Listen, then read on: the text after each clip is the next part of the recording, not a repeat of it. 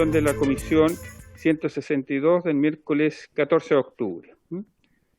La secretaria dará lugar a la cuenta. No vamos a tener varios, vamos a escuchar al grupo de electrodependientes que había pedido ser escuchado por la comisión, y a continuación nos sumamos a la comisión, a la sesión especial de vacunas, que es de interés de esta comisión también.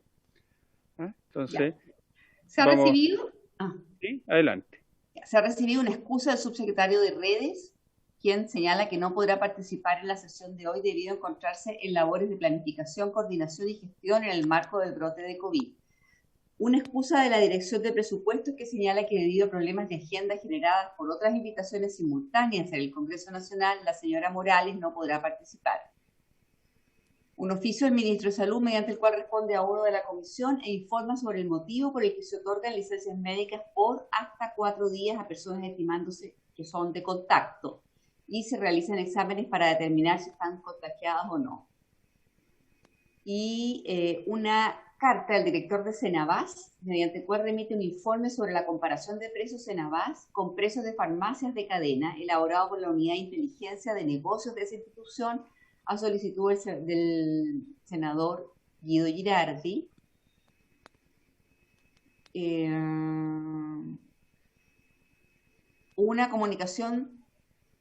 comunicado público de la Asociación de Funcionarios del Comité Paritario de Higiene y Seguridad de la Municipalidad de Calama, de quienes denuncian irregularidades en la fiscalización de la Seremi de Salud de la región de Antofagasta.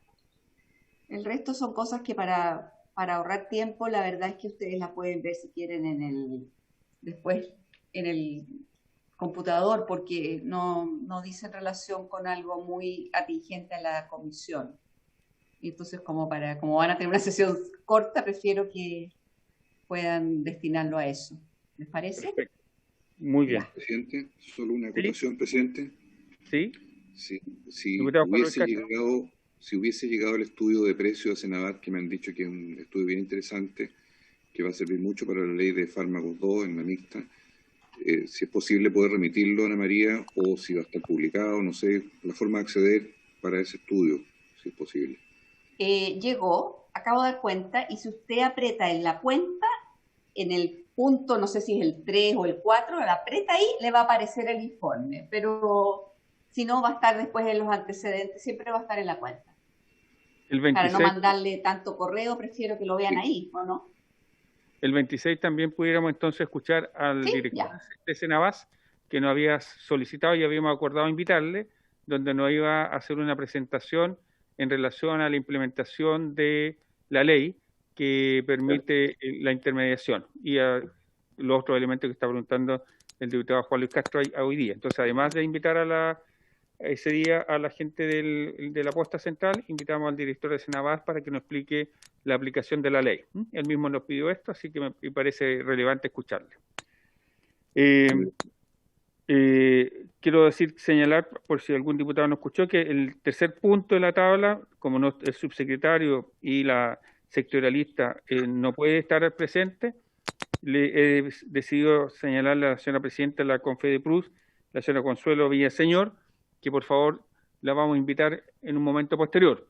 Ya vamos a haber visto además en la subcomisión mixta de presupuesto el tema que estaban ellos solicitando respecto a lo que tiene que ver con metas sanitarias, así que vamos a tener alguna aproximación en relación a ese punto, así, por lo tanto está bien que le invitemos en la semana del 26. Y ahora vamos a continuar con el estudio del proyecto de ley que contiene los boletines refundidos, ¿cierto?, de 11.339 y 11.338, en segundo trámite, ¿cierto?, sobre suministro ininterrumpido de electricidad a personas electrodependientes, y se ha invitado a la directiva de la Organización de Pacientes Electrodependientes, Luz para Ellos, Chile, la señora Cindy Carola González, y señor Rodrigo Lago, y señor Pardo, ¿cierto? Va a hablar uno de ellos. Le hemos señalado que vamos a escuchar a uno de ellos, parece que va a ser don Henry Pardo el que va a hablar, se me ocurre, ¿no? No sé. ¿Quién está, aparte de usted, en la sala? Aquí está el diputado. Siempre pregunta por mí, ¿eh? Sí, no el diputado. Es que no lo veo, no lo distingo. ¿No lo ves? No lo distingo. Ah, el diputado Sangüesa. Ah, perfecto. Muy bien. Agradecido entonces a la organización, ¿cierto?, de pacientes electrodependientes. Le vamos a dejar un tiempo para que nos haga su presentación y agradecerle su presencia. Adelante. No sé quién va a exponer de ustedes, Henry o Carito. Estoy leyendo los nombres, por eso lo digo así con esa familiaridad. No sé si se llama Carito o Caro. Yo voy a exponer, Henry Pardo. Henry, ya. Bienvenido a ambos.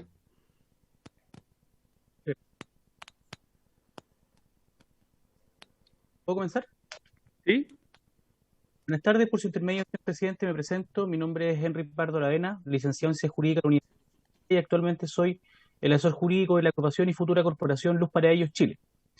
Primero es importante recalcar a cada uno de los integrantes de esta comisión y de quienes votarán el presente proyecto la importancia que radica en el mismo, siempre que viene a constituir una base importante para el apoyo y ayuda y soporte de todos aquellos pacientes electrodependientes de nuestro país que día a día se ven mermados o apartados de soluciones eficaces ante la condición que ellos padecen. Aproximadamente, y de acuerdo a un registro de que la subsecretaria Daza presentó en la Comisión del Senado el año 2019, según un estudio llevado a cabo el año 2018, hasta el año 2018, existían 18.265 pacientes electrodependientes, incrementando su población en un 20% anual aproximadamente. Esto quiere decir que a la fecha, de manera aproximada, existen cerca de 22.000 pacientes en condición de electrodependencia. Cabe destacar que de manera muy significativa que todos aquellos pacientes que están en esta condición de electrodependencia requieren cuidados y atenciones especiales, pero todavía más, el hecho de encontrarse diariamente, ya sea de forma continua o intermitente, conectado a un aparato eléctrico, conlleva grandes gastos de energía y no solo eso, sino también la incertidumbre de qué hacer en caso de algún desperfecto eléctrico o alguna caída de energía, ya sea programada o bien por algún suceso natural. En ello radica la importancia de esta reforma. Antes de presentar nuestros comentarios respecto al texto despachado que se discute, me gustaría dejar en claro a todos los presentes la importancia de la vida, de la energía en la vida de los pacientes electrodependientes, que significa en la mayoría de los casos la propia vida de ellos, por lo que la ausencia de energía podría llevar a la muerte y en otros casos más leves conllevar en producir alguna secuela funcional grave en el mismo paciente, ya sea por problemas de alimentación, calefacción u otros. Primero, de acuerdo al concepto entregado en el texto despachado por el Senado, se entiende como persona electrodependiente aquellas que para el tratamiento, la patología que padecen, se encuentran en condición de hospitalización domiciliaria y necesitan permanecer conectados físicamente y en forma continua a un elemento de uso médico que requiere suministro eléctrico para su funcionamiento, sin el cual estarían en riesgo vital o de secuela funcional grave. Respecto a este punto, me permito hacer el primer comentario que dice relación con la restricción que se da en este concepto, siempre que se menciona que los pacientes electrodependientes son aquellos que necesitan, entre otras cosas, conexión continua a un elemento de uso médico que requiere suministro eléctrico, dejando fuera un porcentaje aproximadamente del 60% de aquellos que están en condición de electrodependencia o con hospitalización domiciliaria. Para ser más preciso, el concepto solo contempla el poder suplir una función vital del organismo que sea continua, omitiendo a aquellas que son de manera intermitente, como por ejemplo el suplemento alimenticio, condición básica como será la alimentación de una persona. O bien respecto a la respiración, tampoco se contemplaría con este concepto aquellos que requieren bombas de aspiración, por ejemplo. Ahora, respecto a los pacientes que están postrados, la termorregulación que no pueden lograr por sí solos debe ser suplida por una máquina. Y aquí la importancia radica en que muchas personas postradas, además de tener problemas de termorregulación, también tienen daños pulmonares crónicos, de lo que deriva que no puedan utilizar cualquier tipo de calefacción por la contaminación que produce la leña, el gas o la parafina, por ejemplo. Con el objeto de utilizar bien estos minutos, me permito concluir, señor, que respecto al problema conceptual, está dado porque un gran porcentaje de los pacientes electrodependientes quedaría fuera de los beneficios de esta modificación legal, como sería la exención de pago o el soporte en caso de corte del suministro, siempre que la utilización que ellos tienen de los equipos no es continua, como señala el texto despachado por el Senado, sino más bien, en algunos casos, de manera intermitente. No olvidar que de cualquier forma esta continuidad o intermitencia en el uso de algún equipo eléctrico conlleva en proteger la vida o el funcionamiento de un órgano vital del paciente, por lo que excluir a este grupo vendría siendo un grave error que atentaría con la posibilidad de llegar ayuda y soporte a todos los que querían tener la condición de pacientes electrodependientes. Ahora, Respecto al texto despachado específicamente en el artículo 207-3, que señala que ante algún evento que interrumpa el suministro eléctrico de una persona electrodependiente, las empresas concesionarias deberán entregar en forma eficaz y oportuna el equipamiento necesario para permitir asegurar el funcionamiento continuo del elemento de uso médico. En esta parte, si bien es cierto, constituye un elemento fundamental para el soporte y resguardo de un paciente electrodependiente, en caso de corte de suministro eléctrico, es necesario que estas medidas sean efectivamente preventivas, en el sentido de que las empresas concesionarias, antes de cualquier corte, incluso más a la fecha de incorporación de un paciente electrodependiente al registro que se les obligará a llevar, deberían entregar este aporte. Vuelvo a reiterar que el soporte sea preventivo. Es muy importante prestar atención en lo preventivo del soporte, toda vez que es de público conocimiento que Chile es un país muy catastrófico, de lo que derivan varios cortes inesperados, a veces por largas horas o incluso días. Por lo que esperar que las empresas concesionarias al momento del corte entreguen un soporte adecuado podría ser tarde, podría conllevar la muerte de un paciente. Aquí me permito señalar que en el año 2015 la señora Marta Gamboa y en el año 2017 la señora Jimena Orrego fallecieron por falta de electricidad, por lo que literalmente es de vital importancia que se le entregue antes un soporte para el caso de corte, y no solo eso, que este soporte que se ha entregado sea efectivamente el adecuado. Desde el acuerdo voluntario que con las compañías eléctricas se han entregado generadores que no alcanzan a satisfacer ni siquiera el 30% del suministro que requiere un paciente electrodependiente. Y aquí voy a comentar respecto al registro que este proyecto ordena que se lleve por las empresas concesionarias de electricidad. Siempre que a juicio nuestro, como agrupación, este registro debería ser categorizado, en el sentido de tener pacientes electrodependientes con gravedad alta, media y baja, con el objeto de que cada compañía pueda priorizar el restablecimiento en caso de corte, y no solo eso, sino que también el soporte preventivo que comentaba anteriormente, que se ha entregado, sea el adecuado y el suficiente para satisfacer toda y cada una de las necesidades del paciente electrodependiente, no siendo siempre suficiente un generador que por lo demás utiliza más materias como combustible, aceite, etc. También hay que tener en consideración a aquellos pacientes que, además de su condición de electrodependiente, tienen otras patologías asociadas a la reacción del sonido creada por un generador, por lo que ser más invasivos podría ser más perjudicial que un corte de energía. Existen otras formas de generar electricidad que serían más seguras, menos contaminantes ante un corte, como baterías de litio o paneles solares. Ahora bien, la importancia y efectividad de la exención de pago que se contempla en el proyecto despachado por el Senado en el artículo 107-5 va a radicar principalmente en que en el concepto sea modificado, ampliado a aquellos pacientes que tengan intermitencia en el uso de equipo eléctrico y no solo a aquellos de uso continuo, como ya se mencionó. En ambos casos podría derivar en riesgo vital o alguna secuela funcional grave. Concluyendo los comentarios de esta agrupación, me permito agruparlo y basarlo en la modificación del concepto de pacientes electrodependientes para la amplitud del beneficio y la efectividad preventiva del soporte, que efectivamente sea antes de cualquier suceso. Finalmente, hay un tema que tampoco se ha discutido y que queremos poner sobre la mesa, y es respecto a las millonarias deudas eléctricas de pacientes electrodependientes existentes hasta esta fecha. Cuestión que fue comentada por parte de las compañías eléctricas y que constituiría un impacto económico insignificante para el negocio, por lo que también pedimos que dichas deudas se consideren en una discusión o un acuerdo. Eso, muchas gracias. Muchas gracias, don Henry. ¿Preguntas de los diputados? Yo, como tenemos un tiempo, si alguno de los, o Rodrigo o Carito, que está allí, quieren ocupar un espacio, hacer alguna intervención corta, se la podemos dejar un tiempo. No sé si alguno de ellos quiere hacer algo. La señora González o la señora Loyola.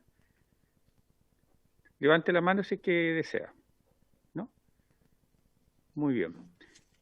Yo le quería consultar, don Henry, ¿quién hace la categorización de la necesidad en el caso de los pacientes intermitentes? Porque eso puede ser una cosa bastante amplia, bastante difusa.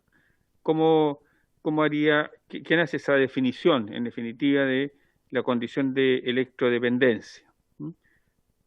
Claro, lo importante sería que la SEC se encargara de realizar esta categorización y llevar el registro y la fiscalización del mismo, con el objeto de que las compañías eléctricas... Perdón, don Henry, a lo mejor no me entendió. No desde el punto de vista de la compañía, sino que desde el punto de vista médico. ¿Quién hace la categorización y dice, esta persona tiene la categoría de electrodependiente, intermitente o continuo, según su presentación? ¿Quién es el que haría esa? porque fíjese usted que un adulto mayor que necesite usar un escaldazone, estoy suponiendo, pudiese alguien considerar que es un electrodependiente. Y a lo mejor un médico dijese, no, eso no es electrodependencia, eso, ¿cierto? Eso puede ser suplido por una frazada de lana. Estoy ejemplificando una situación puntual para fijar y conceptualizar la condición de la electrodependencia desde el punto de vista clínico. Claro, actualmente tendría que ser dispuesto por un médico.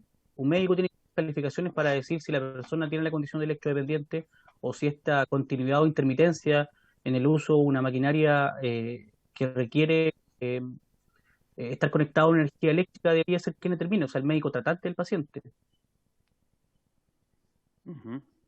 Estamos tomando nota ahí. ¿Puedo aportar, señor presidente? Discúlpeme. Sí. Buenas tardes, por intermedio de usted, señor presidente. Rodrigo Lagos por acá, director de Agrupación Luz para Ellos. Hoy en día, el encargado de llevar un catastro, al comienzo con la firma o acuerdo con la eléctrica del año 2017, se estipuló en uno de los acuerdos de que la eléctrica llevaran un catastro, lo cual esto se cambió por una circular interna y hoy está al mando de la SEC, la Superintendencia de Electricidad, la cual son ellos encargados de recopilar un formulario que le hicieron llegar a todos los hospitales, los cuales cada paciente, cada tutor o padre encargado del familiar paciente electrodependiente es el encargado de ir y, digamos, pedir este formulario, obviamente con el hospital de base de cada familiar, porque estos pacientes son pacientes que están con hospitalización domiciliaria, o sea, hay una extensión hospitalaria hacia el hogar, pero tienen un hospital de base, y ese hospital de base es el que maneja este formulario, el cual obviamente hay un médico tratante del paciente, el cual va a hacer el llenado de este formulario y va a ser el ente de fe en este caso como profesional en decir, este paciente necesita esto y esto, soporte ya sean ventilatorio, alimentario, de calefacción. Señor presidente, hay enfermedades como la de Menkes, que es una baja del cobre del cuerpo del paciente, y otras patologías más en las cuales ellos necesitan una calefacción para poder subsistir, y muchos de ellos también requieren otro soporte. Por eso la instancia de la calefacción es importante, porque hay patologías que son exclusivamente, obviamente un escaldazón no quedaría, pero sí un colchón antiescarga, porque son pacientes que están postrados continuos, y eso mermaría un poco más la salud. Pero el que hace el certificado es el médico tratante de cada hospital, y con ese formulario se hace llegar por intermedio de la página www.sec.cl esto, y ellos son los que aprueban, que también deberían ser el ente fiscalizador para esto, versus las familias con los soportes que se darían por parte de la eléctrica. Hoy en día hay muchas cosas que esto no se están cumpliendo, a pesar de que hay un acuerdo protocolar, pero hay cosas que no se cumplen. Hay que, por eso la importancia de lo que estamos haciendo hoy, es tratar de poder formalizar por intermedio de un decreto ley que esto sí se cumpla. Muchas gracias, señor presidente. No sé si tiene alguna duda. No, me queda súper claro. Muy claro. Sí, aquí el diputado le va a hacer una pregunta. Adelante, ¿qué tipo de situaciones son las que no se están registrando? Pregunta el diputado Sangüesa. Sí, señor presidente, por intermedio de usted, le voy a responder extraoficialmente. Claro, hay un protocolo por un acuerdo que se firmó en 2017, pero hoy en día la SEC, si bien está instruyendo, o sea, estamos de acuerdo lo que explicaba anteriormente, que la SEC ahora es el que recopila la información del registro del paciente electrodependiente, obviamente con el formulario adjunto, y ellos son los que aprueban, digamos, la dependencia o digamos, esta este nombre de electrodependiente o con hospitalización domiciliaria, ellos aprueban o rechazan, obviamente.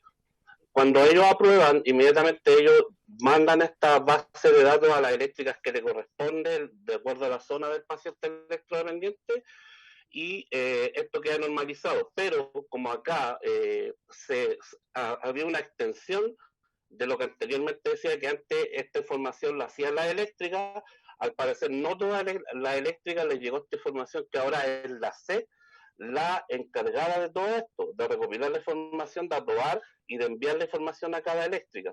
Por ende, tenemos pacientes en regiones, porque en regiones son cooperativas eléctricas, que son diferentes compañías eléctricas, hay un tema que no manejo bien.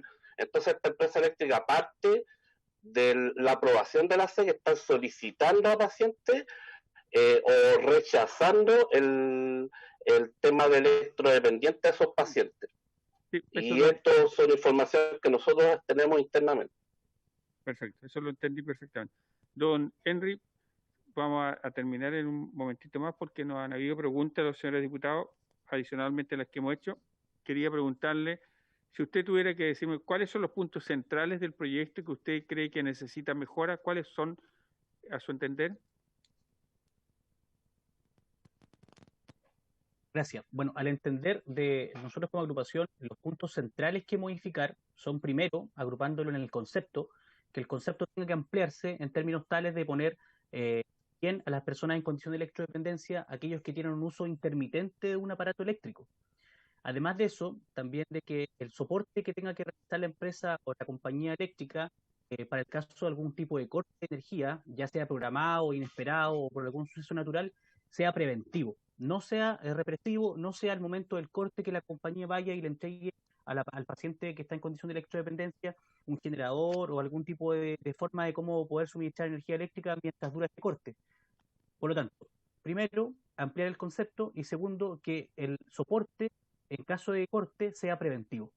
Antes, o sea, al momento de que la persona, como está el proyecto de ley, obligaría a la empresa a tener un registro de los pacientes electrodependientes al momento de hacer la incorporación al registro, que automáticamente la empresa entregue como dato, como señala el proyecto de ley, el soporte que sea necesario y adecuado también, porque me comentan a mí las personas que son directos, familiares o cuidadores de pacientes electrodependientes, que muchas veces por el acuerdo actual se le entrega un generador, pero no se le entrega combustible. Entonces, y el generador tampoco muchas veces alcanza a satisfacer las necesidades eléctricas que requiere la persona electrodependiente. Por eso también es importante establecer esta categorización, porque a lo mejor no todos van a requerir la misma ayuda. A lo mejor una familia con un paciente electrodependiente efectivamente va a poder dar un generador de tanta cantidad de watts, pero a lo mejor hay otra familia con un paciente electrodependiente que requiere mayor electricidad, necesita más energía. Por lo tanto, la categorización se debería establecer en esos términos. Y bueno, el tema de la exención de pago que señala el artículo 107.5 es importante, pero para que sea importante es necesario que se modifique el concepto y sea un poco más amplio. Eso, señor presidente. Muchas gracias. Diputado Sandón. Gracias, presidente. Gracias a Rodrigo y gracias a Henry por la exposición. ¿Cómo lo hace, ahora que estamos hablando de lo preventivo, esta categorización? ¿Cuál es la experiencia? Hay muchas personas que han perdido la vida, por ejemplo, porque se les ha cortado la electricidad. ¿Por qué se lo pregunto? Porque claramente cada persona que tenga esta dependencia con un generador, más con su benzina o lo que requiera para que funcione, o petróleo, lo que sea, ¿cuál ha sido la experiencia? ¿Ha sido, no repone? Porque yo tengo, al menos en Puente Alto me conozco varios casos de personas electrodependientes, y aparte que estamos viendo el tema de las cuentas, que ojalá las cuentas no les salgan, siempre las empresas han recurrido, incluso en cooperativas ahí, han recurrido, son los primeros que reciben la ayuda. Entonces, quiero decir qué tan grave es la situación en Chile, porque claro, en la metropolitana puede ser distinto, tal vez lugares más alejados la ayuda llega después, entonces tal vez a esos lugares más alejados podría tener esta cosa preventiva, porque me parece bastante oneroso exigir a la empresa eso, pero quiero saber cuál es estadísticamente la cantidad de gente que se ha visto afectada, que ha perdido la vida, que no ha podido seguir su tratamiento por el tema de la electricidad en Chile. ¿Hay alguna estadística de eso? O sea, que hayan funcionado más las eléctricas en esta materia, porque tal vez la metropolitana no es, tal vez mucho más difícil en lugares más alejados. Adelante. No sé quién va a responder aquí. Clarito iba a responder esa pregunta, ya viene una comuna alejada. Señor presidente, por su intermedio. ¿Sí? Son las 17:37, entonces tienen que ir a dar quórum a la sala. Perfecto. Ya. ¿Quién va a hablar? ¿A quién le doy la palabra?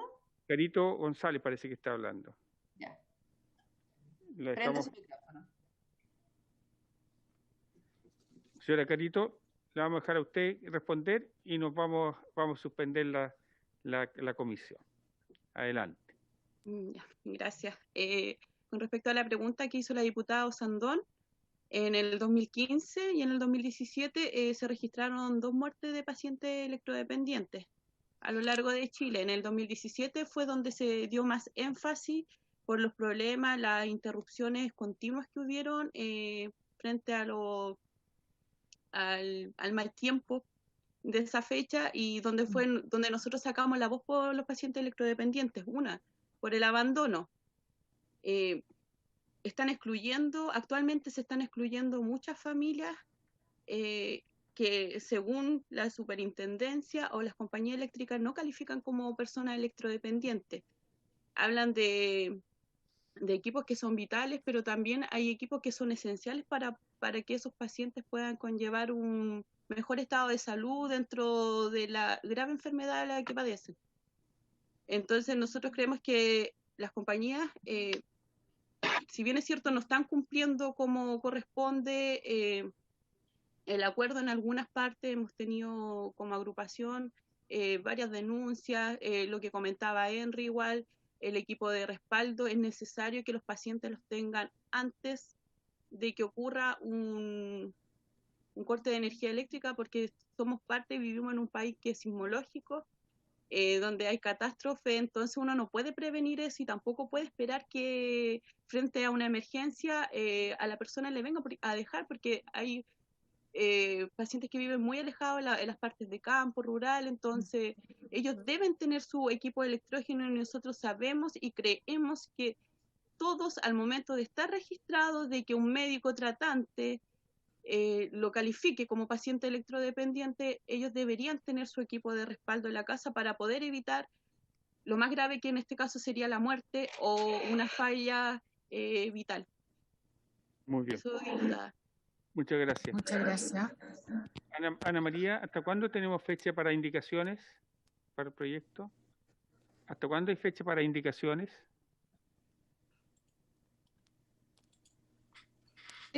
Creo que era, espérenme un segundo. Me parece que era el viernes, 7 ¿no? segundos. Comité Socialista, 6 minutos 35. Próximo martes. No. Yo les aviso, porque no me acuerdo en este momento. Perfecto. Muy bien. Nos están llamando de la sala, así que quiero agradecerle a usted, grupo de pacientes electrodependientes, su generosidad de estar acá en la comisión y por la información que nos han dado. Y les sugiero que el martes 27, creo que debiéramos darle continuidad a este proyecto, incluso votarlo. Vamos a ver allí un poco si tenemos otro proyecto con urgencia o no. El electrodependiente lo tengo para el plazo para la indicación es el viernes 23 de octubre al mediodía. Perfecto. Muy bien. Eso pues, es para la próxima semana. Así que quiero agradecerles. Si ustedes conocen diputados o diputadas, ustedes lo llaman y le dicen, está este proyecto, se pueden hacer indicaciones hasta el 23 a mediodía, ellos lo pueden hacer llegar a la comisión, lo pueden sumar, y ustedes se pueden incorporar también por medio de las redes, ¿cierto? O por el canal de la Cámara, a la sesión que vamos a tener el día martes, probablemente en relación a este punto. Así que agradecido, gracias por estar con nosotros, y se levanta la sesión. Ana María. Les hago presente a las personas que van a poder estar presentes presentes en la sesión, sino que van a poder escucharla vía streaming por el democracia en vivo, a eso es lo que se está refiriendo el presidente. Exacto. Muy bien. Muy bien. Cumplido el objeto de la sesión, esta se levanta. Muchas gracias.